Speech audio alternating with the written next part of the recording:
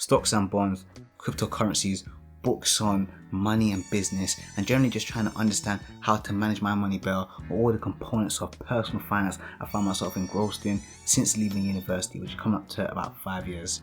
And during my ongoing but roller coaster of a ride journey, I found that what's keeping us poor actually starts with our mindset. It's almost a psychology game. So here are 5.5 habits that are keeping you poor, and timestamps can be found below to skip to where you want to be in the video. Number 1 is the Diderot Effect. This is where the purchase of one new item can result in a spiral effect of consumption, where additional items are bought that you don't need and sometimes don't even really want. In a nutshell, we can call this overconsumption. Now initially this probably doesn't sound like the worst thing in the world because you're only spending maybe a little bit of extra change on these additional items, but as habits are, as we do them more and more, we become prone to executing on them easier. So in this scenario, doing them more often and also even making bigger purchases. So what started off as a maybe Apple Watch is now designer watches. What started off as a pair of new trainers is now a pair of designer trainers. Or even just scrapping that whole idea together, maybe trying to match these new clothing items like this shirt or dress with a new car. And this has the ability to really start making this financial vision, this dream that you had for yourself, become blurry, become non-existent. So of course there's a need to prevent this from happening, and one way that manages to help me, despite not being perfect, is by only keeping a certain amount of money in my current account for things that I need and maybe some additional things that I might want, with the rest of the money going into various places, which I'll discuss a bit later on. And the reason why this is very helpful in preventing overconsumption is because, let's be honest, when you're tapping your card everywhere, it's because you know there's money in your account to pay for things. But when you know there's a slight chance that your card might just get declined, it's definitely going to prevent you from being so happy-go-lucky tapping it everywhere. See, it's human psychology 101. Number 2, not paying yourself first. You see, this one is not easy, it's simple, but often overlooked. So the question is, when you get paid, where does your money go? Do you put something in your pocket and then pay for your needs and your wants? Or do you pay Jordan, Apple, Mercedes, helping them get big, or let's say bigger, and then consider your needs, so your bills, and then finally, if there's anything left, put something in your pocket? I first came across this concept reading a very short but informative book called The Richest Man in Babylon. So call to action being, if you haven't already done so, then definitely give this book a read.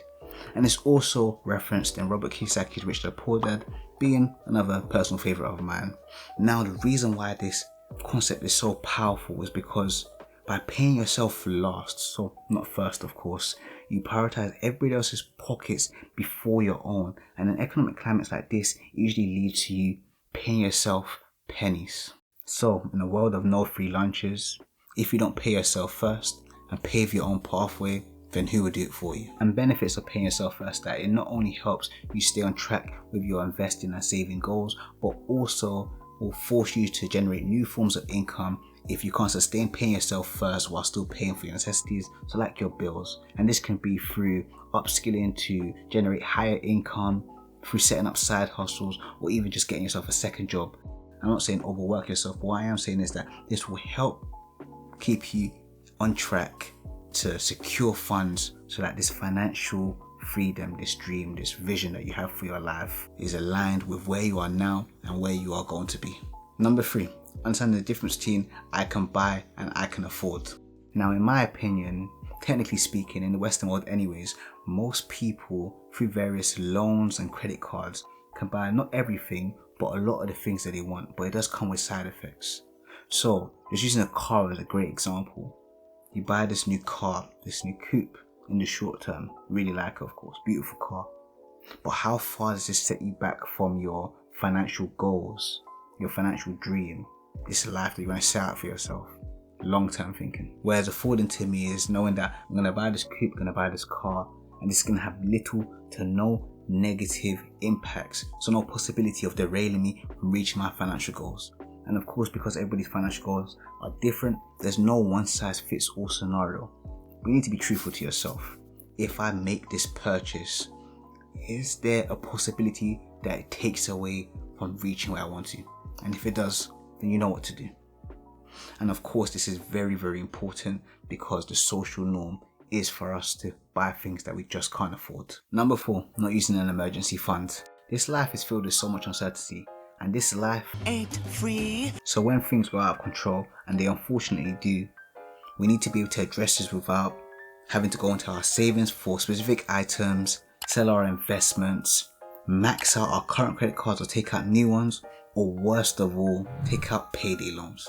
That's a no-no. Now, all items previously mentioned are all forms of financial setbacks, but I want to take a moment to look at credit cards and loans, as they are especially financially crippling due to interest rates playing a negative part on them. And this is just because of our economic climate where inflation is high, so interest rates have been risen to, of course, combat them. This now leads you to a situation where if you do have balances on your credit cards and of course you have loans taken out, you have to pay more back on them, which can leave you in a situation where you have to pay back these loans and these lines of credits for years on ends, leaving you pigeonholed, of course, taken away from reaching that financial goal. Number 5, not using compound interest through investing. Saving is good, but it's not great. So saving alone will definitely delay your progress from where you are now to where you want to financially get to. So you do need to save for your emergency fund, your needs, your wants. But what's going to really make that difference and transition you, give you that exponential growth, is by investing in assets.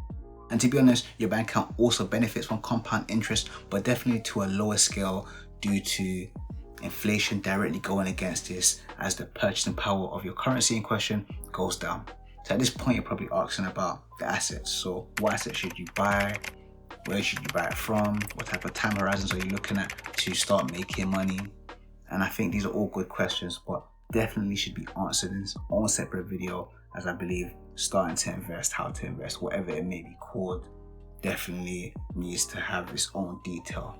So of course, if there's a request for this, then just leave this down below in the comments. And number 5.5, the bonus one. Your 9 to 5 is the biggest transaction of your life. Learn how to not lose. Time is the most expensive commodity on earth, as it's something we can never get back, and we spend on average around 90,000 hours of it at work. So why not be able to benefit from being at work?